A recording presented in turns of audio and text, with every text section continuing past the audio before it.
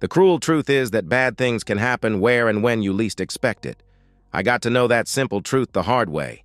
I thought that I, Alexander Eriksson, a 43-year-old Scandinavian guy, had a perfect life with 2 great kids, a beautiful, loving wife, good health, a nice home, a good job, helpful parents, many friends, and an economy on a fair level. I had a rather fair-paid job at the community-owned real estate administration, which meant I was responsible for all the school, daycare, and old people's home buildings in the town and surrounding villages. Therefore, the shock hit me hard as hell when I found out that something must be wrong in my current relationship with my wife, Lisa. My nightmare began on an average Thursday evening when I was cleaning the new hobby room in my basement. I got the hobby room after replacing the oil burner and 3,000-liter oil tank with a simple connection to the municipal central system, which only needed a small box on the wall. I had painted the whole room and laid a new floor. I had packed all the junk in different garbage bags for transport to the recycling station when I needed a small bag for some plastic jars and bottles. I went up to the kitchen and took a grocery bag from the cupboard where we kept used bags. Those plastic bags are perfect for such use. Nothing strange with that bag I had taken. It had the usual big, colorful logo from the supermarket chain where we did our shopping. But when I laid the first item in it, I noted a receipt on the bottom of the bag. I can't explain to this very day why I took up that receipt. I never cared what we paid for groceries. However, it was now that everything went wrong because I noted that the receipt was from a supermarket in a town 35 kilometers from our hometown, and my wife Lisa had done the shopping at a date and a time when she ought to have been at work. Lisa had no duties out of town at her work as a bank teller, and if she had done such an unusual thing, she would have told me because she always told me a lot of gossip about what happened at the bank where she worked. Of course, I could have asked her at once, but I didn't expect to get the truth. So I decided to find out the real truth in other ways, though I got a strange feeling that I might not like the answer. Lisa is a very gorgeous, tall, blonde, Nordic beauty, mother of 2 children, and she looks much younger than her 39 years. I was a rather average guy when I met Lisa at a dance. I was neither rich nor a famous sports star, not even a tough guy who had done army service in some special unit. I had seen Lisa before and even danced with her, but I never before made any serious attempts to get any close relationship with her. This evening was different. I don't know why I found her so overwhelming that evening, and I held her closer, praised her hair, dress, and perfume, but didn't expect any results of such simple courting, especially not when she was surrounded by many attractive guys during the whole evening. Therefore, I was happy to get a second dance with her, which was a slow tune. I was both surprised and proud when Lisa pulled me tight, whispering in my ear, "Save the last dance for me." Of course I did it. After that memorable last dance, she came with me to my apartment where we, after some tender necking, ended up naked in my bed, and after some further necking, she was ready for the deed. Then she began to cry and said that she was very happy because it was almost a year since any of her lovers had brought her to such heights as I had done. We continued to date, and our intimacy got better every time we did it. Soon, both of us were madly in love. Our wedding was 2 years later when she was 25 and I was 29. Our kids, Linda and Lucas, came 3 and 5 years after the wedding. Both Lisa and I had broken relations and several partners before we got together, which we regarded as an advantage because it had taught both of us that the grass isn't greener on the other side of the fence. Lisa never denied that she got many advances when she was out with her girl gang, and sometimes even when she and I were out. But I never doubted her when she told me that it was rather annoying to be the target of men and that she was happy with me, and our intimacy was great for her. The question was, why in the hell had she been in the next town during her working time? I really hoped to get an innocent reply, but the bad feelings remained. Lisa's best friend, Anna Granlund, was living in their native village about 15 kilometers outside the town. Due to technical reasons, a cell phone provider other than ours had the best connection in that village, so the people there preferred to use that provider's net. Lisa's and Anna's long calls would be expensive with roaming between two different cell phone providers, so they preferred to use the wired phone with a low monthly flat rate and nothing extra paid for used time. Though I felt like a jerk for doing it, I decided to set up a simple trap for Lisa. On Saturday, when she got her hair done for a party we were invited to later that evening, I bought an electronic phone recording unit, installed it in my home office in the basement, and tested it. On Monday evening, I activated my trap by telling Lisa, "A guy at my job told me a very funny thing today. He said he had seen a real look-alike to you in the next town last week. She looked almost like your twin sister," he said. "Have you heard about her before?" I noted a split second of worry on her face when she replied, "No, but it would be nice to see and know her." Lisa usually got home 1 hour before me, and if Anna, who worked as a nurse, happened to be at home, then they used to have a long chat on the phone. Tuesday after work, I pretended to have some work to do at home, which happened now and then, and went to my home office to listen to the recorder. After some uninteresting mumbo-jumbo, Lisa went straight to the point. "Alexander almost scared the hell out of me yesterday when he told me about some guy who had seen me in the next town and thought that I was Lisa's look-alike, just like a twin sister." Anna: "Oh my God, what did you say?" Lisa: "It would be fun to see her." Anna: "You dared to do that?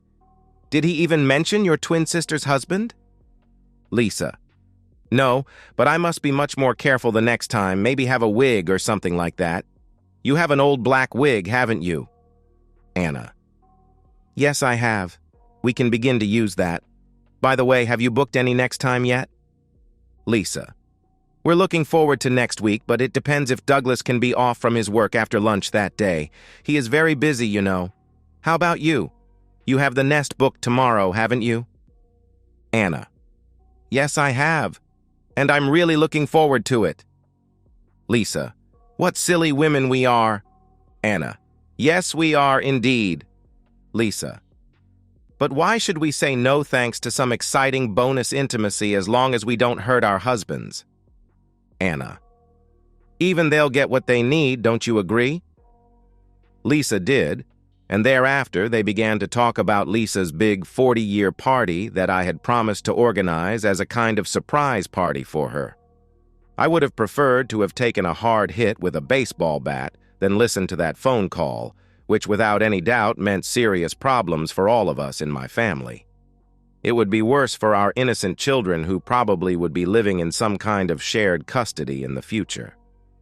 When I got over the shock, I decided that her big party would be quite different from what she expected. One thing was for sure. Both Lisa and Anna had lovers whom they met in some kind of nest in the next town. Lisa did it with some Douglas, which is a rather unusual name in this country, most common in noble families. Tracing this Douglas would be my first goal. An extended search of the phone register on the web gave me only 2 people named Douglas in our town and the surrounding villages. A subscription to and a search in the half-legal credit register on the net was well-used money for getting further information about these 2 men. It told me that one of them was a 67-year-old retired school teacher, and I regarded him to be out of question as a lover for Lisa. The other one, a Douglas Lindbergh, was much more interesting. He was a 34-year-old technical engineer, married, and had 2 children. My only doubt about this guy was that I also found a 31-year-old Douglas in the next town. My next step was writing a letter to Anna's husband, Robin. "Dear Robin, you ought to know what many of your friends and acquaintances already know, that Anna is cheating on you with a lover boy, your faithful friends." Lisa immediately saw that something was wrong with me when I got into the kitchen. I told her that I didn't feel well and intended to take a walk to get some fresh air. I went out and mailed the letter to Robin. He would read it about the same time as Anna got back home, new from her date in the next town. During my walk to the mailbox, I was thinking about Anna and Lisa's love nest, and after some time I remembered that some years ago one of Anna's friends had met a guy from the next town and moved together with him there. That was a clue to follow because I had a slight memory that her name was something like Helene, Helena, or Helen. The next day, I canceled my booking of the inn where I had intended to have Lisa's big birthday party. I even canceled my booking of the popular dance band that was expected to play at the party. I took a long lunch break and went home, looked in Lisa's albums, and found several pictures of the girl who had left for the next town. Her full name, Helene Silverstein, was written under one of the pictures. My search of the online phone register gave me the phone number and addresses of Elvin Anderson and Helene Silverstein Anderson. I looked forward to hearing if Anna had told Lisa some gossip about the date with her lover and if Robin had asked her any questions about the news he got in my letter. When Lisa went to her aerobics, I immediately went to my home office and listened to the recording. Anna was obviously very proud about her cheating because she bragged about it, saying, "It was the best intimacy I've had in years." I must confess that though Robin is very good in bed, Bongo is better. He is bigger, lasts longer, and recovers fast, so I have a great time almost the whole time we are together. Lisa: Sounds great. Are you in love with him, and have you already booked your next date? Anna: Yes, we booked the same time next week. I need that great time every week. It's an intensive desire for me. Lisa: Please be careful when you are doing it so often. I'm still a bit scared about the look-alike story Alexander told me about, and I have begun to have a strange feeling that he suspects something. He is so different since he asked about that look-alike. Sometimes I even suspect that he knows it was I, myself, who was there. Anna: I promise to dump Bongo when I get enough of him. What about Alexander and you? Are you two still doing it as usual? Lisa: No, we haven't done it in a long time. Not since before my period. We had no intimacy the last weekend, and I've got a feeling that Alexander was avoiding me. The truth is that I haven't had any intimacy since I did it with Douglas last Tuesday. Anna: Men can act that way sometimes, but be careful and pretend to be his loving wife even when you are dreaming about Douglas. Lisa: I don't need to pretend. I am his loving wife.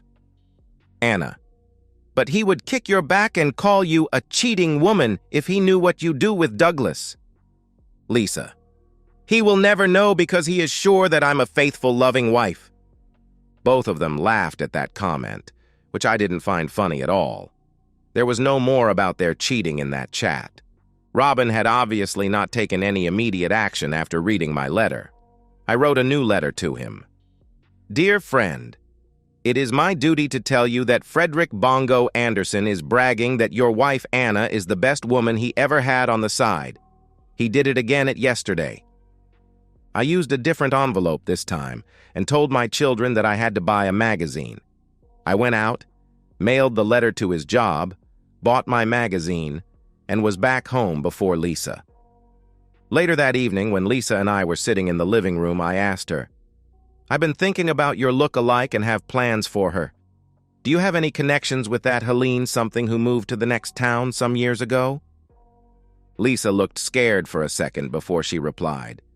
No, not at all. I haven't seen her in years. I don't even know her married name. What do you want with Helene? If she lives in the same town as your look-alike, she ought to have seen her and probably even knows her, I asked. Why your big interest in that look-alike? Am I not enough for you? Do you want two of us? Just wait and see, it'll be a surprise, I replied. Nothing more was said about it that evening. I gave a silent prayer that Lisa would use our wired phone when she called Helene the next day, and that Robin would ask Anna some questions. The next day should be interesting. It really was. I rang Helene from my job just before I went home, and I was sure that Lisa had talked with her already because Helene didn't know anything about Lisa or any look-alike. I told her some mumbo-jumbo that people who knew Lisa had seen her look alike, and I had some plans to hire her to do something at Lisa's big party. Lisa looked very stressed when I came home after work. I was sure that she had been crying. I asked her, What's wrong? Are you or any of our children ill or hurt? After some hesitation, Lisa replied, No, nothing wrong with me, but I feel so sorry for Anna because Robin was taken to the police station. I had to pretend to be surprised. Robin? What the hell has he done to end up there? Robin was involved in a fight, and the other man was taken to the hospital. Robin? Fighting? I can't believe that. He must have a damn good reason to get involved in a fight. Why did he do that? Once again, Lisa hesitated before she replied, I really wish I knew. He's probably already out. A fighter is usually out after a few hours. Call Anna if you don't believe me. Lisa rang Anna, and though I didn't hear what Anna said, I understood that she was in a terrible mess. After Lisa hung up the phone, she decided to go there and try to comfort Anna. When Lisa had left, I went to my office and listened to my recordings. As expected, the first one was to Helene, and they agreed that Helene wouldn't know anything when I rang her. Then Lisa booked Anita's apartment for the Thursday next week. I didn't get any clue who Anita was or why Helene let her friends use the apartment as a love nest. Then I listened to a call from Anna. She was very upset and shouted, "Oh my God! Robin was at Bongo's work and beat him so seriously that he was taken to the hospital in an ambulance. Robin was taken to the police station and kept there. He must have found out about Bongo's and my affair, and I'm sure that he will throw me out of the house. Oh, holy Lord, what shall I do?" Calm down, for heaven's sake. Robin can't throw you out of the house. Don't you own half of it? Lisa asked. No, I don't. It is in his name only. It doesn't matter. You have a right to stay there even if Robin wants a divorce. He doesn't have any legal right to throw you out, at least not before the divorce is final after 6 months, replied Lisa. I'm sure he will. How in the hell could I have been so damn stupid that I met that damn Bongo so often? We ought to have been much more discreet and careful. He was good at that, and you enjoyed it very much, didn't you? Lisa asked. Yes, I did. But I'll cut his balls off, he has been bragging about it. We forgot the golden rule for cheating. Never do it with people in your small hometown. What shall we do? I've already booked the apartment for a date next Thursday, Lisa asked. Go for it and have a memorable time and let him have that back of yours he has been begging for. But let that date be the last time with him, at least for a while until Robin stops raising hell about Bongo. You better put Douglas on a shelf and become Alexander's faithful wife again. I'm sure that Robin still loves me and will forgive me when he has calmed down after his shock. I love him very much and will obey all his conditions to save the marriage. Bongo was a good time, but I would never want to live together with him. The last call from Anna before Lisa went to see her didn't give much new information.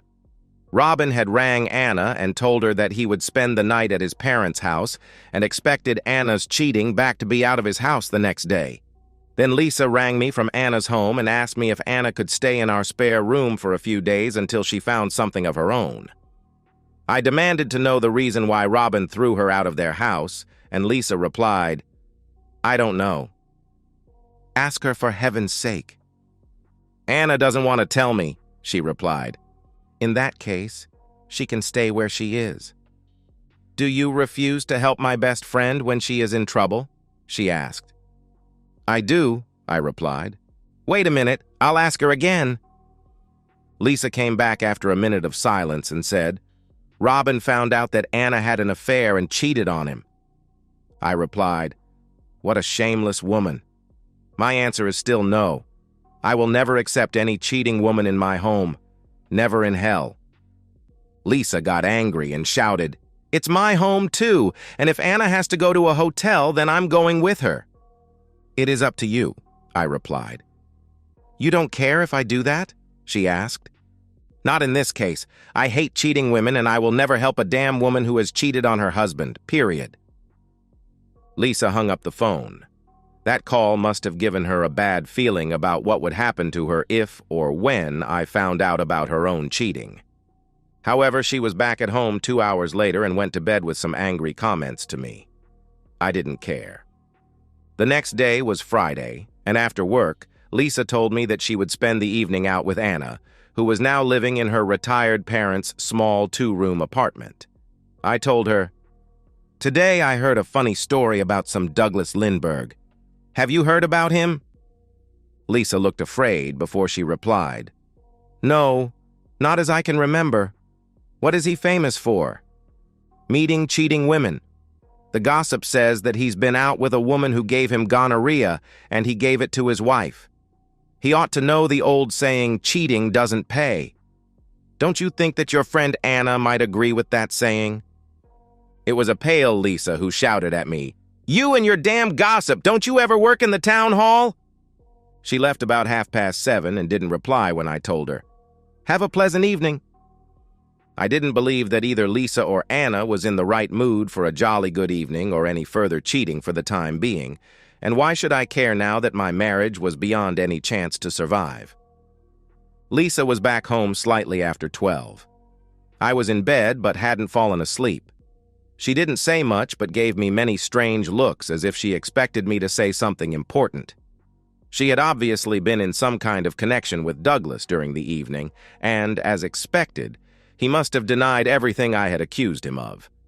It was just after my whole family had finished our breakfast on Saturday morning when the phone rang.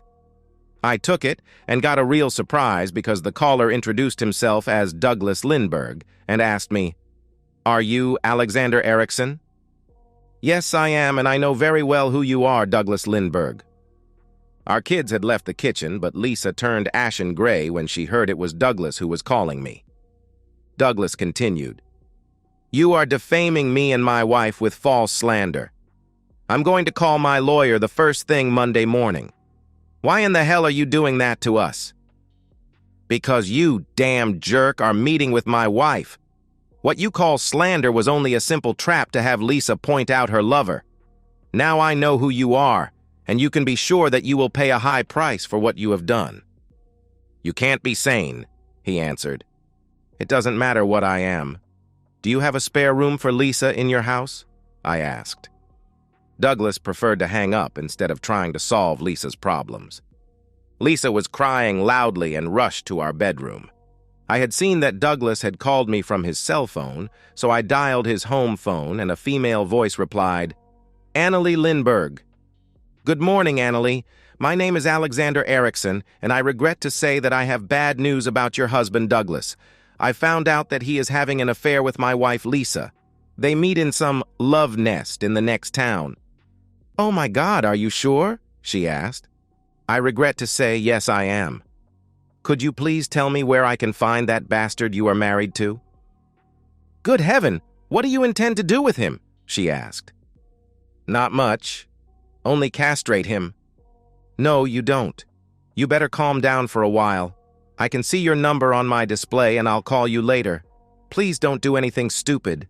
Things are already bad as they are." We ended the call, but the phone rang again a few minutes later. This time it was Lisa's mom who wanted to know about my plans for Lisa's birthday party. I told her the truth. "I don't have any plans for Lisa's party." "You don't have any plans? Haven't you promised to take care of everything for that party?" "That's right," I replied. She shouted, "And are you telling me that you still don't have made any plans for Lisa's party?" "I had made great plans, but they are canceled now, and I'm not involved in that party any longer." "That's no surprise. You can't do anything properly. Who is responsible for that party now?" "Don't ask me. I won't be invited to that damn party because Lisa and I are going to split up," I replied. "Are you insane? Poor Lisa. What have you done to my girl?" she asked. "It is better that ask your poor Lisa what she and Douglas Lindbergh did naked in a bed." Lisa's mother began shouting hysterically, so I ended the call, saying that nothing could stop the divorce. A few minutes later, Lisa's father rang me and begged me to forgive Lisa. I told him that I would never accept a cheating wife, and Lisa's cheating had terminated our marriage. The next caller was Anna. I told her, "Good news for you, Anna. Lisa and I shall split up, and from now on, you two women are free to meet all the jerks you can find. Pleasant good times waiting in the future, isn't it, Anna?" Anna didn't want to have any further talk about her future with me.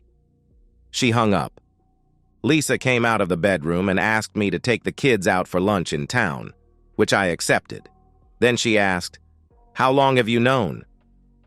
"Since I found a receipt from a next-town supermarket in a shopping bag, and I noted that you had taken time off from your job to go there." I didn't believe that shopping at that supermarket was the main reason for your trip. However, I decided to give you a fair chance to tell me the truth about what you did there. That's why I invented the mumbo-jumbo about a friend of mine seeing your look-alike in the next town. The fear on your face told me that something was very much wrong. Instead of confessing that you had been there for some reason, you pretended to know nothing. Why did you see Douglas there, and how is Helene involved in your cheating? Because we could use an apartment that belongs to a sister of Helene's husband. She is working as a nurse for the United Nations in Lebanon for a year. Is she really okay with that, Anna? You and probably some other woman are using her home as some kind of cheating house? That's not true. I confess that I have cheated, but it's not fair to call me a whore. I regret what I've done, and I'm sorry and ashamed, but I didn't do it for money. A whore is clever enough to charge for her service, but Douglas must regard you as a damn stupid woman when you did it for free. How many times did you see that Douglas there? And how many other men before him? I noted a slight hesitation before Lisa replied, Douglas is my first and only fling, and I met him only once. That's all. Not much for cheating. I knew she lied about seeing Douglas more than once, so I replied, maybe not much in your opinion, but enough to terminate marriages. Have Douglas and you booked more dates, and have you planned to leave me and marry Douglas? More lies from Lisa. No, of course not.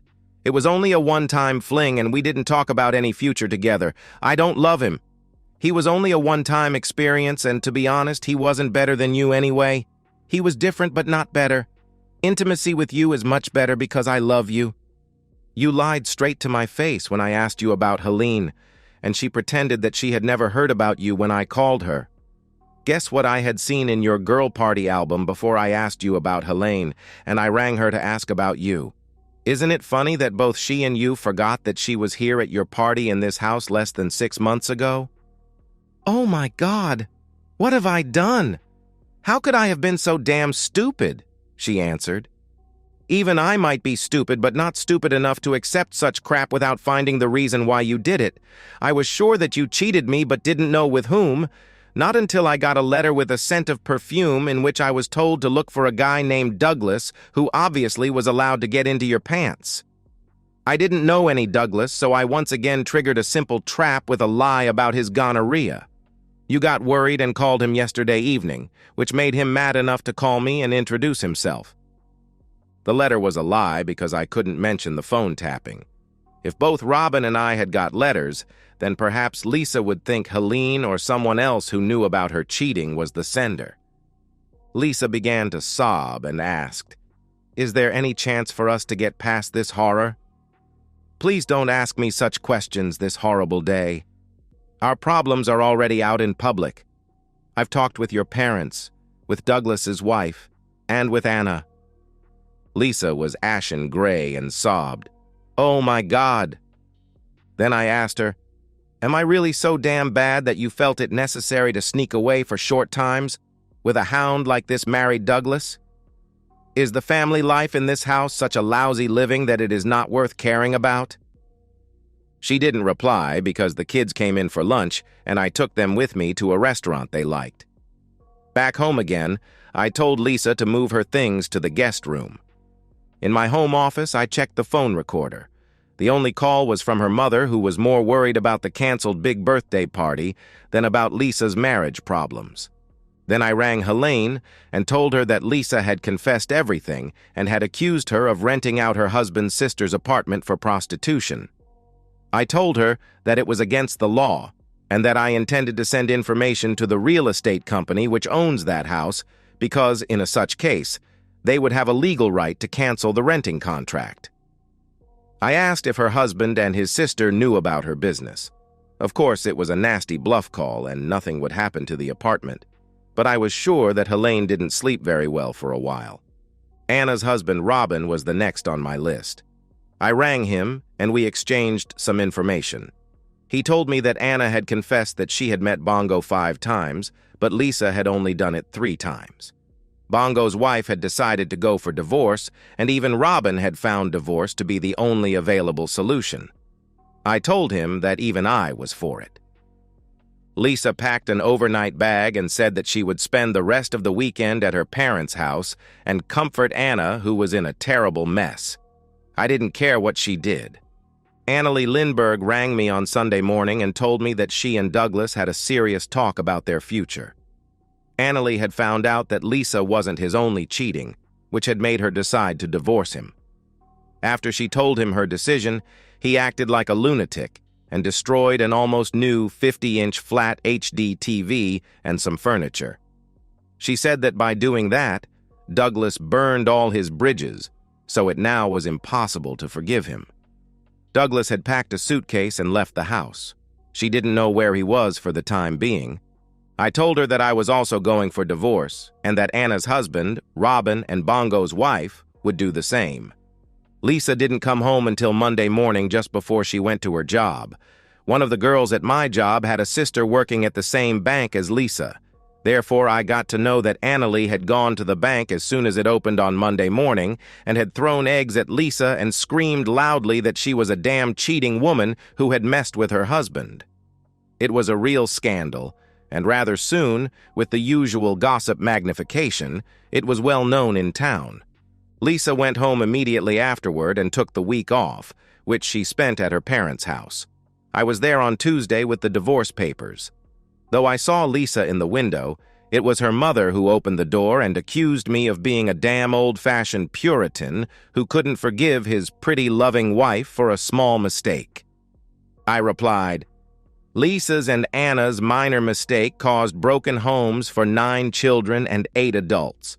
I can hardly believe that any of us 17 victims will ever agree with you." She took the envelope without any further comments and closed the door with a loud bang. About a week after Lisa had returned back home and had accepted that our marriage had been crushed, we began our negotiations about the divorce.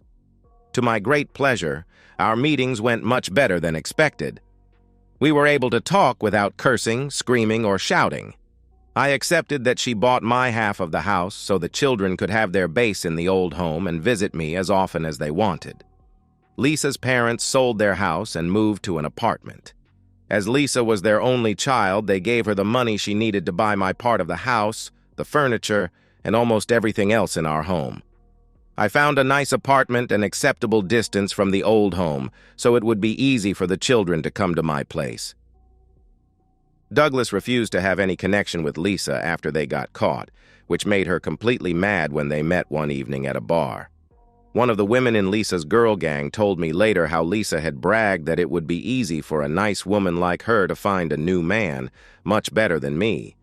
But real life in a small town can be quite different because almost all those good men were already taken, and her reputation as a dumped, cheating woman cooled off some attractive singles. Of course, they didn't say no thanks to one-night fling now and then, but that wasn't what Lisa wanted. Of course, an attractive woman like Lisa will, sooner or later, find a man on a social level that she can accept. But it must have been a surprise for her that there was not a line of attractive men waiting for her. Lisa and Anna's friendship ended after a quarrel about a man they both had wanted. Anna had won, and Lisa had turned into a bad loser, accusing Anna of being a damn cheating woman who had caused her bad luck by persuading her to begin cheating and lose her loving husband. Anna got furious, rang me, and told the whole story about how they met Bongo and Douglas during one of their girl nights out. She even told me that, before the affair with Douglas, Lisa and she had a one-night three-way with one of the doctors at her job, and that had happened in my bed when I was away at a conference. After a short time, Anna left town for a job at the bigger county capital hospital, where she rather soon was dating a doctor. Even Douglas had found greener grass plus a new job and left the town. I used to help his ex-wife Annalie with some matters in her house, but only as a friend. The big party I had planned for Lisa's birthday was reduced to a family affair with our children, Lisa, her parents, and 2 cousins with spouses and children. I had better luck than Lisa at finding a spouse because I met a handsome female 42-year-old lawyer on a dating site. She had dumped her cheating husband, and at first, we only shared our experiences of cheating spouses. But, rather soon, we agreed to meet in real life and found out that we had good times together and now we have begun talking seriously about a future together. An old lawyer in my hometown is planning to retire, and my lawyer girlfriend has decided to buy his firm. Her daughter is the same age as my children, and they are going very well together. And that's the end of today's story. If you enjoyed it, please give this video a thumbs up and drop a comment below. Your support helps the algorithm push my content further. If you're new to the channel, don't forget to hit that subscribe button. It really helps me keep creating more stories for you. Thanks for watching, and I'll see you in the next one.